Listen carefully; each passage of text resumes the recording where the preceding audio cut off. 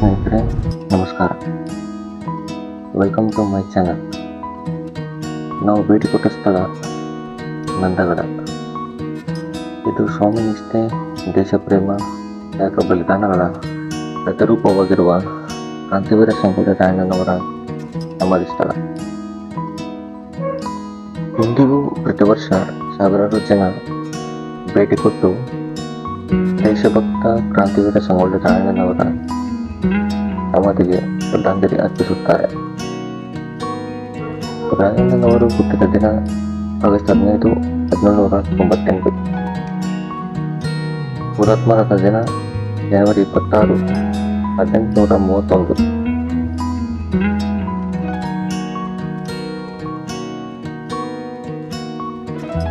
ಸಂಗೊಳ್ಳಿ ರಾಯಣ್ಣನವರು ಹುತಾತ್ಮರಾಗಿ 116 ವರ್ಷಗಳ ಬಳಿಕ ಆಗಸ್ಟ್ 15, 1947ರಂದು ಭಾರತಕ್ಕೆ ಸ್ವಾತಂತ್ರ್ಯ ಲಭಿಸಿತು ಮತ್ತು ಜನವರಿ 26, 1950ರಂದು ಭಾರತ ಗಣರಾಜ್ಯವಾಯಿತು.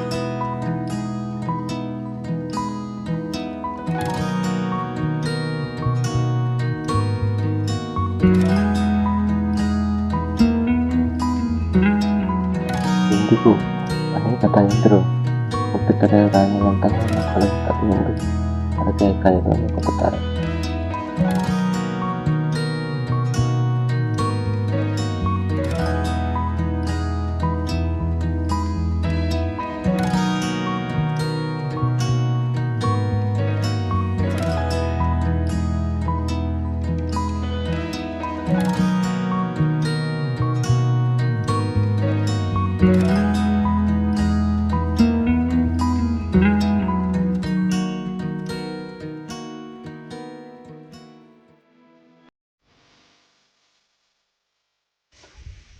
ನಂತರದಲ್ಲಿ ನಾವು ಭೇಟಿ ಕೊಟ್ಟ ಸ್ಥಳ ಸಂಗೊಳ್ಳಿ ರಾಯಣ್ಣ ಮತ್ತು ಸಂಗಡಿಗರನ್ನು ಗಲ್ಲಿಗೇರಿಸಿದ ಸ್ಥಳಕ್ಕೆ.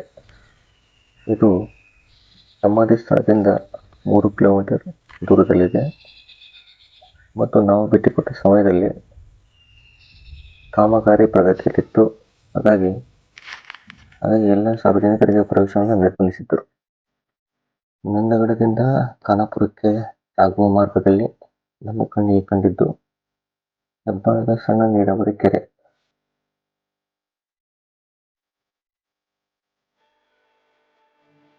ಸುತ್ತಲೂ ಹಸಿರು ಬೆಟ್ಟ ಗುಡ್ಡಗಳು ಎಂತಹ ನೋಡುಗರನ್ನು ತನ್ನತ್ತ ಸೆಳೆಯುತ್ತದೆ.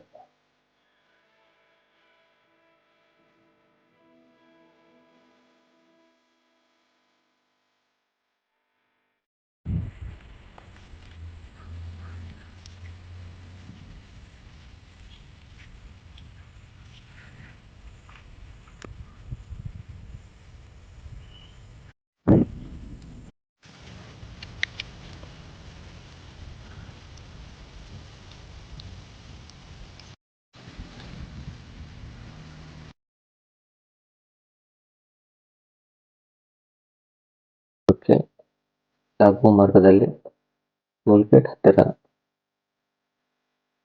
ನಮ್ಮ ಕಣ್ಣಿಗೆ ಕಾಣುವುದು ಬಂಡೆಗಳ ಮೇಲೆ ಸ್ಥಾಪಿತವಾಗಿರುವ ಭೂತನಾಥ ದೇವಸ್ಥಾನ. ಇದು ಅಂಕಲೆ ಗ್ರಾಮದಲ್ಲಿದೆ.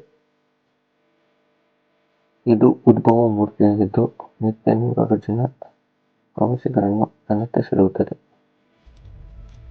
ಬೆಟ್ಟದ ಮೇಲಿನ ದೇವಸ್ಥಾನಕ್ಕೆ ತಲುಪಲು ಬೈಕ್ ಮತ್ತು ಕಾರುಗಳನ್ನು ತೆಗೆದುಕೊಂಡು ಹೋಗಬಹುದು. ರಸ್ತೆ ಸರಿ ಇದೆ. ಬೆಟ್ಟದ ಮೇಲಿನಿಂದ ನಿಸರ್ಗವನ್ನು ಸವಿಯಬಹುದು.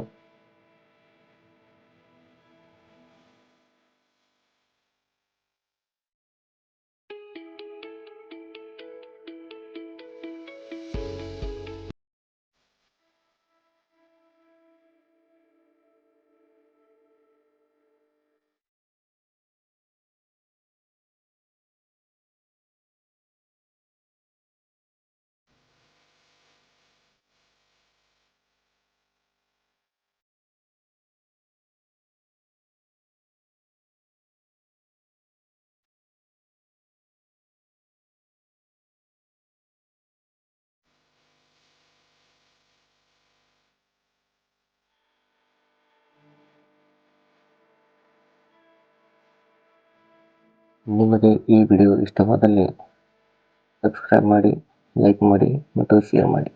Thank you.